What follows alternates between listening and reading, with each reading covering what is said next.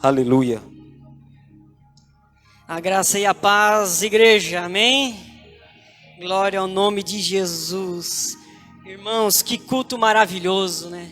Como o Senhor tem falado conosco, que testemunho da irmã que muito edificou a nossa fé. Eu estou muito feliz, irmãos, de estar aqui cultuando com os irmãos. Estou feliz porque ontem eu tomei a minha primeira dose da vacina.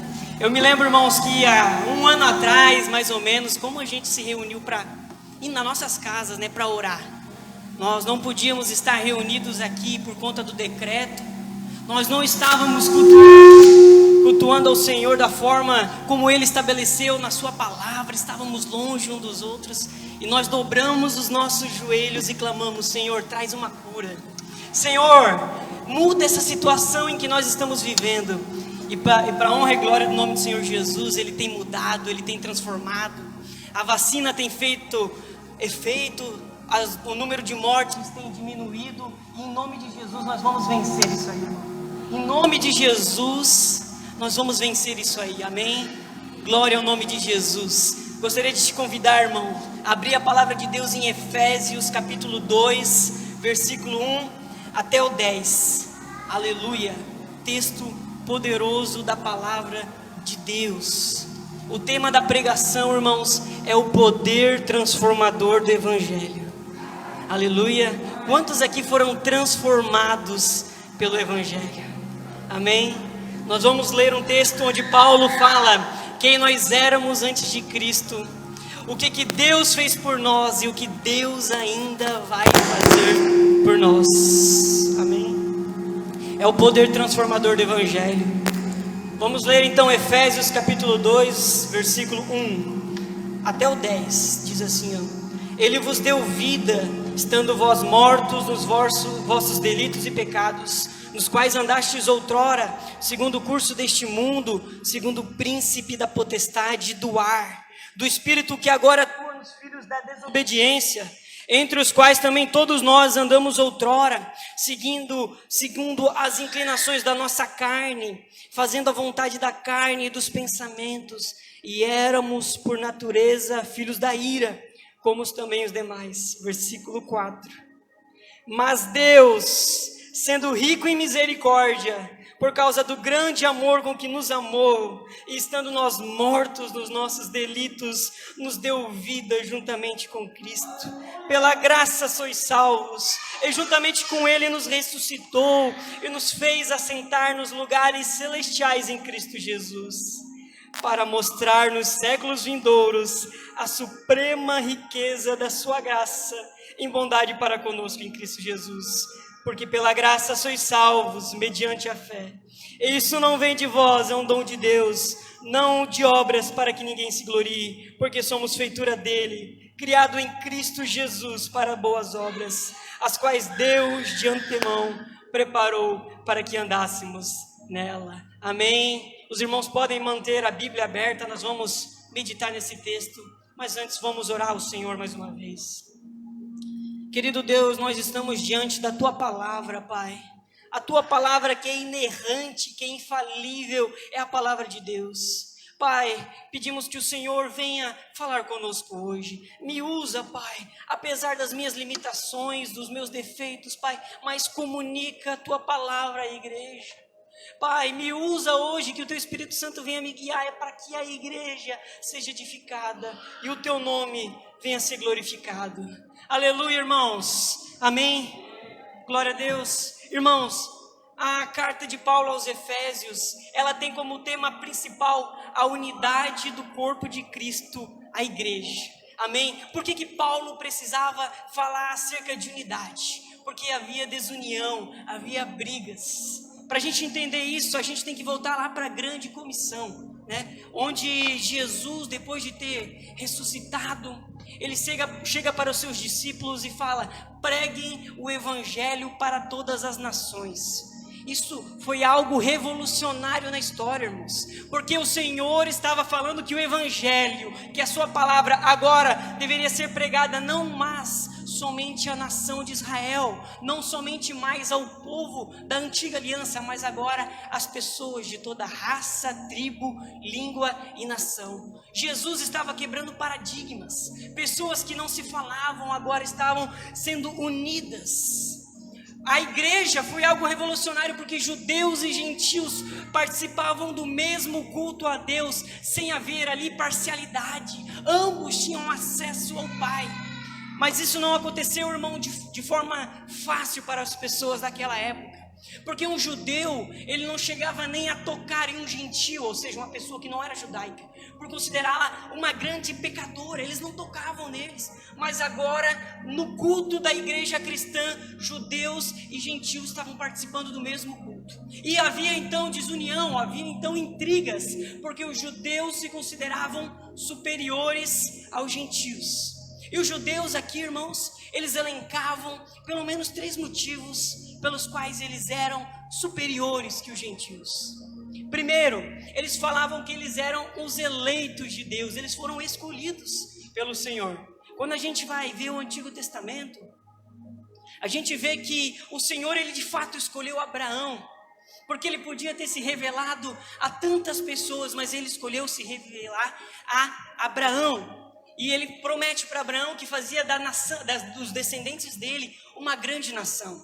E os judeus, então, eles eram descendentes, sanguíneo mesmo, de Abraão. Por isso eles arrogavam para si: não, nós somos superiores que vocês, que não são judeus, porque nós somos descendentes de Abraão. Nós fomos, então, escolhidos pelo Senhor. O segundo motivo pelos quais os judeus se consideravam superiores que os gentios era porque eles eram herdeiros das bênçãos da aliança. O Senhor Deus, ele escolheu sim a nação de Israel e ele deu para essa nação uma lei. Moisés, ele comunicou essa lei à nação de Israel e essa lei tinha tantas bênçãos como tinham também maldições. E as bênçãos da aliança, se eles fossem de fato uma nação obediente à lei, eles iriam ser cabeça, não cauda. Existiam diversas bênçãos, diversas promessas que Deus havia feito à nação de Israel. Então os judeus falavam: nós somos superiores que vocês, gentios, porque nós herdamos as bênçãos espirituais que Deus reservou para nós.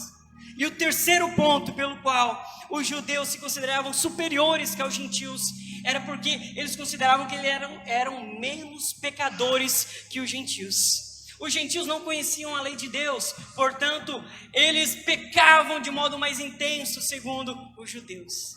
Mas então vem Paulo para resolver esse problema com a carta aos Efésios. E o apóstolo Paulo, logo no capítulo 1 de Efésios, já começa dizendo: bendito, versículo 3, bendito seja o Deus e Pai de nosso Senhor Jesus Cristo, que nos tem abençoado com todas as sorte de bênçãos nas regiões celestiais. Versículo 4, e nos elegeu nele, antes mesmo da fundação do mundo, para sermos santos e irrepreensíveis. Paulo aqui, em 2 versículos, já acabou com 2 argumentos dos judeus. Ele diz que nós, a igreja, pessoas que não descendemos de modo sanguíneo de Abraão, nós herdamos todas as bênçãos, porque Jesus as conquistou na cruz do Calvário. Amém? E ele também diz mais, que todos nós que cremos em Jesus, que somos a sua igreja, que somos o seu povo, nós fomos escolhidos antes mesmo da fundação do mundo.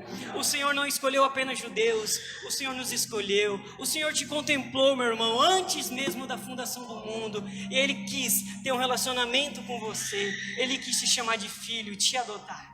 Amém? Mas ainda faltava um argumento para ser quebrado, que era o argumento de que os judeus eram menos pecadores que os gentios. E Paulo quebra isso no texto que nós lemos hoje, Efésios capítulo 2, versículo 1 e diante. Porque ele começa dizendo, irmãos, que todos que estão longe de Cristo estão mortos espiritualmente. Os irmãos lembram do versículo 1 que nós lemos? O Senhor nos deu vida estando nós mortos nos delitos e pecados. Não existe aqui, então, superioridade entre judeus e gentios, porque todos pecaram. Todos carecem da graça de Deus, todos precisam do Senhor, ninguém é menos pecador que o outro, ou tem um privilégio diante de Deus por causa da sua descendência, não. Todos os que estão longe de Cristo padecem do Senhor, precisam da sua graça para ser salvos, irmãos. E aqui eu já trago uma aplicação para a igreja. Aqui entre nós, irmãos, não há ninguém que seja superior ao outro. Não é como em outras religiões onde existem castas, existem pessoas que têm um determinado chamado, que são maiores ou melhores que outras pessoas. No corpo de Cristo não é assim. Não importa, irmão, se você é homem ou mulher, se você é rico ou se você é pobre, se você é branco ou se você é negro. Todos em Cristo Jesus são irmãos. Todos dependem da graça do Senhor. Todos precisam do toque do Senhor para ser salvo, irmãos. Não há ninguém que seja maior ou superior. Todos nós precisamos do Senhor. Precisamos do toque de Deus. Amém? E é isso que Paulo vai tentar mostrar nesses versículos que a gente leu. Que todos nós precisamos do Senhor. Ele fala quem éramos antes de Cristo. Está ali no versículo 1 até o 3. Vamos reler, irmãos, para que a gente venha compreender o que o Senhor quer falar conosco nessa noite. Amém? Quem éramos antes de Cristo, versículo 1 até o 3. Ele vai dizer: Ele vos deu vida, estando vós mortos nos vossos delitos e pecados, nos quais andastes outrora, segundo o curso deste mundo, segundo o príncipe da potestade do ar, do espírito que agora atua nos filhos da desobediência, entre os quais também todos nós andamos outrora, segundo as inclinações da nossa carne, fazendo a vontade da carne e dos pensamentos, e éramos por natureza filhos da ira, como também os demais. Irmãos, perceba o peso dessa declaração do apóstolo Paulo. Quem está longe de Jesus não está em uma situação confortável. Quem está longe de Jesus não está em uma situação pela qual nós devemos ter inveja ou invejar alguma coisa da parte deles. Não importa se são ricos, se ostentam bens, mas quem está longe de Cristo está em uma situação péssima. O texto diz que eles eram mortos, escravos e condenados, irmãos. Quem está longe de Cristo está em uma situação terrível, irmãos. E isso deve despertar em nós um senso de urgência. Nós precisamos pregar o evangelho para as pessoas pelas quais nós amamos. Porque se elas não estão em Jesus, se elas não confessaram Jesus como seu Senhor e Salvador, elas estão em uma situação trágica. Nós temos que pregar o evangelho, nós temos que falar do amor de Jesus, nós temos que anunciar que há salvação em Cristo Jesus para as pessoas do nosso trabalho, para as pessoas da nossa família, para os nossos amigos, porque todos aqueles que não estão em comunhão com Jesus estão nessa condição que foi lida aqui, a condição que nós também estávamos antes do Senhor ter nos encontrado. Eles não estão em uma situação pela qual nós devemos ficar quietos. Eles não estão confortáveis, não. Embora eles acham que está tudo bem, embora eles acham que está tudo bem entre a relação eles e Deus, mas nós sabemos que a situação não lhes é favorável. E nós temos que pregar o evangelho, igreja. Amém? O texto ele diz que quem está longe de Cristo está morto. Está no versículo 1. Ele vos deu vida, estando vós mortos nos vossos delitos e pecados. De acordo com o texto, todo mundo que está longe de Jesus está morto. E aqui é morto espiritualmente. Quando Deus falou lá em Gênesis capítulo 2, versículo 17, ele disse algo para Adão e Eva. Ele diz assim, da árvore do conhecimento do bem e do mal não comerás, porque no dia em que dela comeres, certamente morrerás. Irmãos, nós conhecemos a história, nós sabemos o que aconteceu. O homem desobedeceu a Deus, o pecado entrou no mundo e entrou também as consequências do pecado. O homem que antes tinha comunhão com Deus face a face lá no jardim, agora já nasce em uma condição de morte espiritual. A analogia de um morto que Paulo faz aqui é muito boa. Porque da mesma forma que um cadáver, que um morto não responde a estímulos físicos, você pode tocar no cadáver, você pode beliscar ele não vai se mover. Da mesma forma, as pessoas que não estão em Cristo estão em uma condição de morte espiritual. Elas não respondem aos estímulos espirituais. Elas contemplam a criação de Deus e elas não lembram que existe um Criador. Elas ouvem a pregação do Evangelho, elas fingem que nada aconteceu. Elas não têm apetite para as coisas espirituais. Elas, como nós, estamos diante desse banquete espiritual que é este culto. E isso traz para nós um motivo de muita alegria. A gente vem porque a gente quer cultuar a Deus. Mas as pessoas que não estão em Cristo não têm esse apetite. Elas estão mortas espirituais. Assim nós também estávamos antes de Cristo nos salvar. Irmãos, estávamos mortos espiritualmente e Cristo nos salvou.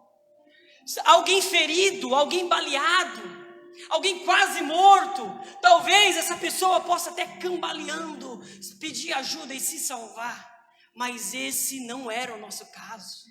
Nós estávamos mortos e o Senhor nos deu vida. É o Senhor quem dá o primeiro passo na salvação do homem. Nós não nos salvamos, nós fomos salvos por Jesus. É o Senhor quem abre os nossos olhos para ver a Jesus. É Ele que destampa os nossos ouvidos para estar sensíveis às verdades espirituais, irmãos. É por isso que Jesus falou em João, capítulo 6, versículo 44. Ele diz assim, ninguém pode vir a mim se o Pai que me enviou não o trouxer, e eu o ressuscitarei no último dia. Jesus diz que ninguém pode ir até Ele, e não pode ir até Ele porque todos estão mortos espiritualmente. Eles precisam do toque do Pai. Eles precisam sentir o toque do Pai trocando os corações dele, como diz Ezequiel, Ele tirar-vos-á o coração de pedra e dar-vos-á um coração de carne. É o Senhor quem faz essa obra. Portanto, se você está aqui hoje e é crente em Cristo Jesus, seja grato. Seja grato porque é o Senhor quem tocou em você. É o Senhor que abriu seus olhos, irmãos, para crer em Jesus Cristo. E se você ainda não confessou Jesus Cristo como seu Senhor e Salvador, Ele ainda não é o teu Deus, o teu único Salvador, eu quero te dizer que esse Deus que controla todas as coisas, Ele te trouxe aqui. E Ele está falando essas verdades porque Ele deseja ter comunhão com você. Ele está te chamando para ser o seu filho. Deus está te chamando, filho meu, ouve. Quando ouvires a sua voz, não endureçais o vosso coração. É o que diz o autor de Hebreus. Deus está te chamando à fé. Deus quer ter um relacionamento com você. Responda a Ele com fé hoje, que Ele pode transformar a tua história. Ele pode mudar a tua vida, irmãos. Amém? Glória ao nome de Jesus. O texto ainda diz que todos que estão longe de Cristo são escravos. Está lá no versículo 2, nos quais andastes outrora, segundo o curso deste mundo, segundo o príncipe da potestade do ar, do espírito que agora atua nos filhos da desobediência, que nós também estávamos fazendo a vontade da carne. Versículo 2 até o 3, ele diz que todos que estão longe de Cristo, nós, quando estávamos longe de Jesus, éramos escravos. O texto fala que nós éramos escravos de 3 coisas: do mundo, do diabo e da carne. O mundo que diz ali, irmãos, é esse sistema que este atual mundo está orquestrado. É um sistema que ele gira de modo a te conformar a viver uma vida que desagrada a Deus. É uma rotina que o mundo impõe, que faz com que nós nos conformamos a viver de uma forma contrária à palavra de Deus. É por isso que o apóstolo Paulo fala em Romanos capítulo 12, versículo 2, não vos conformeis com este século. É esse sistema que conforma cada ser humano. É por isso que o apóstolo João ele diz que quem ama o mundo não pode amar a Deus. E Tiago também ele vai falar que quem é amigo do mundo não pode ser amigo de Deus. E nós éramos, irmãos, escravos do mundo, escravos, vivíamos fazendo a vontade que deste século, desagradando ao Senhor, éramos escravos e o Senhor nos salvou. Mas nós não éramos escravos somente do mundo, éramos também escravos do diabo. Ali o texto usa a palavra o príncipe da potestade do ar. Está se falando ao diabo, a antiga serpente, irmãos. Ele é o nosso inimigo, ele é invisível, mas ele é feroz como um dragão. Ele é astuto como uma serpente e ele guiava as nossas vidas. Todos os que estão longe de Jesus estão fazendo a vontade do diabo. E o texto também fala acerca da carne, que nós estávamos fazendo a vontade da carne. A carne, irmão, não é o nosso corpo físico, mas é o pecado que habita dentro de nós. É a inclinação do nosso corpo para fazer o mal. É como um dado viciado, que você joga o dado, ele sempre vai dar o mesmo resultado. Nós herdamos de Adão a natureza pecaminosa. O nosso corpo, ele tem uma predisposição em fazer o mal. Antes de Cristo, nós não vivíamos livres. Nós éramos escravos desses impulsos. Nós fazíamos o que agradava à carne, não o que agradava a Deus. Amém? É como um dado viciado, a gente tendia a sempre fazer isso. É por isso que lá em Jeremias 13:23, Jeremias, ele vai fazer uma pergunta retórica. Ele diz assim, pode um etíope mudar a cor da sua pele, ou um leopardo retirar as suas pintas? Podereis vós fazer o bem sendo treinados para fazer o mal? Ele está falando acerca da natureza do nosso corpo, que é treinada para fazer o mal, é inclinada para praticar o mal, e nós éramos escravos disso. Todos os que estão longe de Cristo ainda são escravos da carne. Mas eu tenho uma boa notícia: Jesus veio para libertar o cativo. Jesus veio para buscar e salvar o que estava perdido.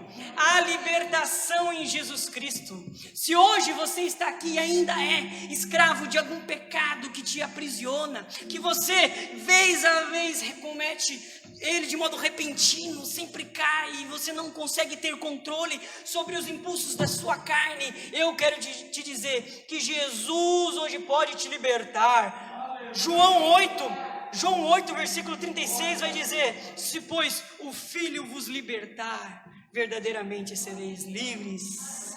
A libertação em Jesus, a liberdade nele, irmãos. Amém? Agora, ali para terminar, o que antes éramos antes de Cristo, a parte C do versículo 3 vai dizer que éramos também condenados. Diz assim, e éramos por natureza filhos da ira, como também os demais. Perceba, eu estou sendo aqui enfático e talvez até repetitivo, mas é necessário. Antes de Cristo ou longe de Cristo, a nossa situação é trágica. O texto diz que éramos filhos da ira. Existe uma ira da parte de Deus para ser revelada contra o pecado, irmãos. E nós éramos alvos dessa ira de Deus. Nós, antes de conhecermos a Jesus, éramos alvos dessa ira. Todos que não estão em Jesus estão debaixo da ira de Deus. Isso é trágico, isso é calamitoso. Mas eu tenho também uma boa notícia: é que Jesus, ele é a propiciação pelos nossos pecados. 1 João capítulo 2, versículo 2 vai dizer que Jesus é a propiciação pelos nossos pecados. E talvez toda a igreja não glorificou agora, porque essa palavra realmente é muito difícil. Propiciação. A palavra propiciação, irmãos, ela tem um significado. Ela significa apaziguar a ira. Apaziguar a ira. Aquela ira de Deus que estava reservada contra mim e contra você, ela foi acalmada por Jesus Cristo. Mas como que Jesus acalmou a ira de Deus? Ele o quê? Ele cantou uma canção de ninar para Deus, para ele ficar mais calminho? Não. A ira de Deus que estava reservada contra mim e contra você, ela foi apaziguada por Deus quando Jesus absorveu totalmente ela na cruz do Calvário. A ira que era contra mim e contra você caiu sobre Jesus na cruz. Ele sentiu toda a ira de Deus. Ele sentiu o peso do braço forte de Deus, o Pai. A ira caiu sobre ele. A cada vez que os pregos ultrapassavam as suas mãos, era um manifestar da ira de Deus, a ponto que Jesus lá na cruz, ele tem que gritar: Deus meu, por que me desamparaste? O abandono de Deus em Jesus era um reflexo da ira de Deus. O Senhor, Ele é santo, Ele não pode ter comunhão com o pecado. E naquele momento Jesus estava recebendo a imputação dos nossos pecados. É por isso que Deus, o Pai, teve que abandonar o seu Filho na cruz. Porque aquela ira tinha que cair sobre Ele, senão ela cairia sobre nós.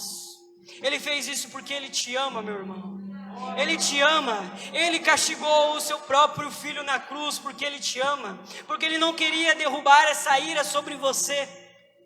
Dê um glória a Deus aí, irmão, que isso aqui é o ponto central do Evangelho. Se você não glorificar a Deus por isso, então eu não sei pelo que você vai glorificar, porque este é o ponto central do Evangelho, que Deus preferiu castigar o seu filho na cruz para salvar homens que são pecadores. Aleluia! E é isso que diz o próximo ponto, que é o que Deus fez por nós. Está no versículo 4 até o versículo 6. Nós estávamos naquela condição que nós vimos agora, uma condição calamitosa, mas Deus não nos abandonou nessa situação. Vamos ler o versículo 4 até o 6 para compreender o que o Senhor fez para mudar a nossa história. Amém? Versículo 4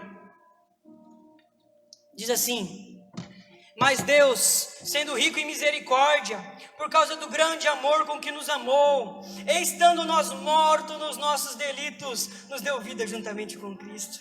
Pela graça sois salvos, e juntamente com Ele nos ressuscitou e nos fez assentar nos lugares celestiais em Cristo Jesus. Irmãos, aqui a gente vê um contraste. Um contraste, pessoas que antes estavam mortas, agora receberam vida da parte de Deus. Pessoas que eram escravas foram libertadas. Pessoas que eram condenadas agora são filhos de Deus. Foi o que Deus fez por nós. O versículo 4 diz que Deus nos amou, mas Deus, sendo rico em misericórdia, com muito amor com que nos amou. O Senhor nos amou, o Senhor te amou, meu irmão. O texto fala acerca de misericórdia. A palavra misericórdia, ela é muito interessante. Ela é a composição de duas palavras: a palavra miserável e a palavra coração, misericordes. Duas palavras. E o significado dela é colocar o miserável no coração. Foi o que Cristo fez por mim e por você, que somos miseráveis. Ele olhou para nós e decidiu não nos castigar naquele momento, mas Ele decidiu nos amar. Ele decidiu demonstrar o seu amor na cruz. Amém? É por isso que Romanos capítulo 5, versículo 8 vai dizer: mas Deus demonstra o seu amor por nós pelo fato de Cristo ter morrido enquanto nós ainda éramos pecadores. É este amor que eu estou anunciando aqui hoje. É o amor de Jesus. Deus amou o mundo de tal maneira que enviou o seu Filho unigênito para que todo que nele crê não pereça, mas tenha vida eterna. Deus te amou, meu irmão, Deus te ama. Você não é odiado por Deus. Talvez você possa ser odiado pelos seus familiares, você possa ser odiado pelos seus pais que não querem mais te ver, pelos seus irmãos, mas eu quero te dizer que o Deus, que é Criador dos céus e da terra, Ele te ama. E Ele quer ter um relacionamento com você. Aleluia! Mas o texto não termina também no amor de Deus. Versículo 5 fala que Deus nos ressuscitou. Estando nós mortos nos nossos delitos, nos deu vida juntamente com Cristo. O Senhor nos deu vida. Estávamos naquela condição precária e o Senhor nos ressuscitou. E o versículo 6, irmãos, fala algo que é incompreensível. Nem o maior roteirista de Hollywood ia pensar em uma ideia dessa. Ele diz que Deus nos exaltou. Está no versículo 6, diz assim, e juntamente com Ele nos ressuscitou e nos fez assentar nos lugares celestiais em Cristo Jesus. Isso aqui é incompreensível. Como pode um Deus que deveria nos julgar, que deveria rasgar essa terra e nos lançar no inferno por conta dos nossos pecados, como pode esse Deus nos amar? Como pode esse Deus nos dar vida e nos fazer assentar nos lugares celestiais em Cristo Jesus?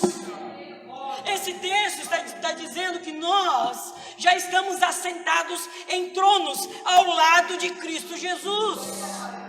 Pessoas que antes eram mortas, agora estão no reino de Deus, assentadas ao lado de Cristo Jesus. Isso aqui, irmãos, é o poder transformador do Evangelho que eu estou pregando hoje. O Evangelho transforma vidas. Pessoas que antes estavam na droga, pessoas que antes estavam no álcool, que eram violentas, que eram pessoas más, elas tiveram um encontro com Cristo Jesus e tiveram suas vidas transformadas. É isso que o Evangelho faz conosco, irmãos. Não é possível nós afirmarmos que tivemos um encontro com Jesus e continuarmos a viver da mesma forma. Não é possível. Isso daí não tem como. Olha isso aqui que a gente está lendo. É impossível. Existe transformação. O encontro com Jesus transforma vidas. É como um homem que ele é atropelado por um caminhão. Quem é atropelado por um caminhão nunca mais anda da mesma forma. O andar daquele homem vai ser diferente, ele vai se arrastar. Talvez ele vai andar de cadeira de rodas. Quem teve um encontro com Jesus tem também um andar transformado. Quem roubava não rouba mais. Quem mentia não mente mais. Porque Jesus transforma a história. Jesus nos muda por completo. É por isso que lá em 2 Coríntios 5, versículo 17, vai dizer assim: se alguém está em Cristo é nova criatura, as coisas velhas já passaram, eis que tudo se fez novo. Glorifica ao Senhor, meu irmão. Aleluia. Glória ao nome de Jesus. Irmãos, nós vimos quem éramos antes de Cristo. Nós vimos o que Deus fez por nós. E agora? Nós vamos ver o que Deus vai fazer por nós. Amém? O que Deus vai fazer por nós? Ele vai glorificar o seu nome através da nossa salvação. Está ali no versículo 7 até o 9. Vamos reler, irmão. Mantenha a sua Bíblia aberta. Já estamos terminando. Fique com calma, já estamos chegando no final. Deus glorificará o seu nome através da nossa salvação. Versículo 7. Por que Deus nos salvou? Para mostrar nos séculos vindouros a suprema riqueza da sua graça em bondade para conosco em Cristo Jesus. Porque pela graça sois salvos mediante a fé. Isso não vem de vós, é um dom de Deus, não de obras, para que ninguém se glorie. O texto, irmãos, está dizendo que o propósito da nossa salvação, do Senhor ter nos salvado, era para mostrar nos séculos vindouros a suprema riqueza da sua graça em Cristo Jesus. O Senhor, Ele quis mostrar o quanto Ele é bom, o quanto Ele é bondoso, por isso Ele nos salvou. E essa afirmação, ela é dita depois de duas negações. Que isto não vem de vós, é dom de Deus, e não de obras para que ninguém se glorie. Não fomos nós que nos salvamos. Não havia nada de bom em nós para que nós pudéssemos apresentar a Deus e sermos salvos. As nossas principais obras de caridade diante de Deus são como os trapos de imundícia. É o que diz Isaías capítulo 64. Tudo o que a gente faz de melhor e apresenta para Deus é insuficiente para conseguir a salvação. Amém? Nós não conseguimos nos salvar. Nós fomos salvos. Nós recebemos a salvação, que é um presente de Deus. Pela graça sois salvos. O que é graça? É favor imerecido. Nós fomos salvos por Deus. Por Deus, não fomos nós que nos salvamos, irmãos. O propósito dessa salvação é glorificar o nome de Deus. Irmãos, haja vista que a salvação foi feita com o intuito de exaltar a glória de Deus. A nossa vida tem que então glorificar a Deus. Nós estamos vivendo um tempo, irmãos, onde o antropocentrismo está no centro, ou seja, o homem é o centro deste mundo. Todas as coisas são feitas para agradar o homem. As pessoas têm uma visão que elas têm que pensar nelas mesmas. Elas têm que pensar nos seus próprios no seu próprio bem-estar. Eu vou viver para realizar os meus sonhos. Eu vou viver para fazer aquilo que está no meu coração. Essa é a visão do mundo. Mas se a salvação ela é feita para exaltar a glória de Deus, a nossa vida tem que ser para exaltar a glória de Deus. Nós não devemos viver para realizar os nossos próprios sonhos, mas para realizar os planos de Deus. Amém? Não vivemos para nós mesmos, mas vivemos para agradar a Cristo Jesus, para agradar a Deus que nos salvou. Aleluia, irmãos. Agora, o que Deus ainda vai fazer por nós? Ele glorificará o seu nome através da sua obra em nossa vida. Ele glorificará o seu nome através da sua obra em nossas vidas. Está no versículo 10. O versículo 10 diz assim, só a parte A. Pois somos feitura sua, criados em Cristo Jesus. Amém? Irmãos, essa palavra feitura, que está escrito ali, nós somos feitura sua. No original ela significa, no grego, ela significa poema. O texto está falando que nós somos o poema de Deus. Nós somos a obra de arte de Deus. Deus está escrevendo um poema através da minha e da sua vida. Aleluia, meu irmão.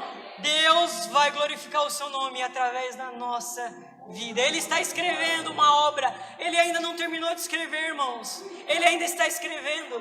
Cada obstáculo que você passa, cada dificuldade, cada aflição, é Deus esculpindo essa obra de arte.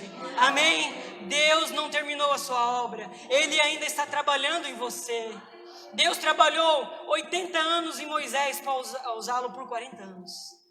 Deus fez Davi primeiro enfrentar ursos e leões, cuidando de ovelhas, para depois se assentar no trono de Israel.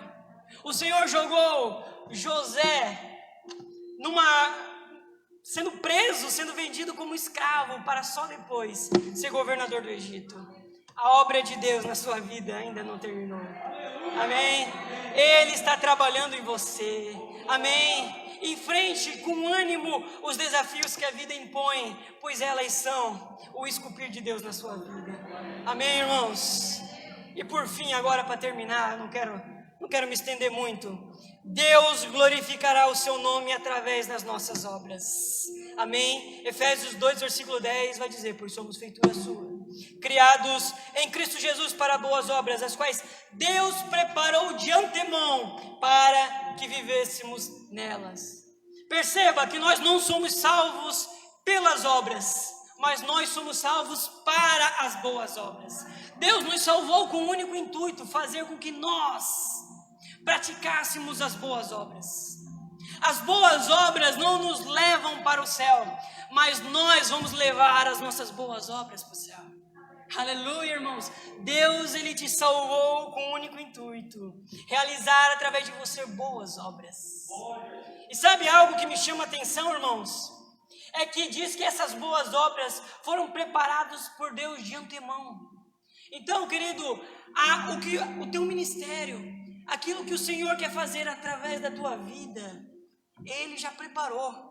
Não precisa estar ansioso, irmãos. A obra de Deus através da sua vida vai ser feita da forma que Ele já preparou. Se você prega o Evangelho, não precisa ficar ansioso, ficar trêmulo, achando: eu não consigo, eu não posso. Se você é do louvor, da assistência, eu não sei o que o Senhor, qual que é o seu ministério, eu não sei o que o Senhor vai fazer na tua vida, mas se você está inseguro, mas se você acha que não consegue, eu quero te encorajar a ter fé. Eu quero te encorajar a descansar em Deus, porque essas boas obras que Deus preparou que você fizesse, já está tudo preparado. Pode descansar, pode ter fé. Ele vai te usar, Ele vai te capacitar. O Espírito dele vai trazer as habilidades necessárias para você pregar o Evangelho, para você anunciar a Cristo Jesus. Amém, irmãos? Esse é o poder transformador do Evangelho. Nos tirou da lama para nos usar como seus servos. Aleluia, igreja. Se coloque de pé, vamos orar. Amém. Em nome de Jesus. Gostaria de chamar o Ministério de Louvor para estar cantando um hino. E vamos estar orando porque a obra do Senhor em nossas vidas é maravilhosa. Ele transformou vidas, Ele continua transformando. Amém? Se você sentiu que essa palavra falou com você, se você quer ter a sua vida completamente transformada, quer sentir hoje o toque do Senhor na sua vida, se você quer hoje experimentar essa graça de Deus, quer conhecer de fato mais o Senhor, quer que esse amor pelo qual eu falei, eu preguei, seja sentido por você agora, eu quero te convidar a vir à frente, a gente quer orar por você. Se você se sentiu tocado pelo Senhor, se você acha que o Senhor está te chamando para um relacionamento, você pode vir aqui à frente, que nós vamos estar orando por você. O Senhor transforma vidas e Ele está te chamando. Ele te trouxe até aqui. Ele quer salvação, Ele quer te dar salvação. Quando ouvides a sua voz, não endureçais o vosso coração. Ele está chamando pessoas aqui. Se você tem um ministério e necessita do toque do Senhor, necessita do refrigério do Senhor, pode vir à frente também. Se você está enfermo e precisa de oração, pode estar vindo à frente, nós vamos orar por você. Essa é uma igreja que não vai se omitir de orar pelos enfermos, que não vai se omitir de orar pelas pessoas que precisam do toque do Senhor. Amém? O Senhor quer curar pessoas, o Senhor quer transformar vidas. Aleluia! Senhor Jesus, nós te agradecemos por essa palavra. Peço que o Senhor cele ela, Pai. Cele ela, que nós venhamos ter uma vida transformada, que nós não venhamos mais ser o mesmo, mas que o Espírito Santo venha nos guiar para uma nova vida, porque o Senhor transforma pessoas, transforma lares, e cremos que isso está acontecendo agora, para a honra e glória do nome de Jesus.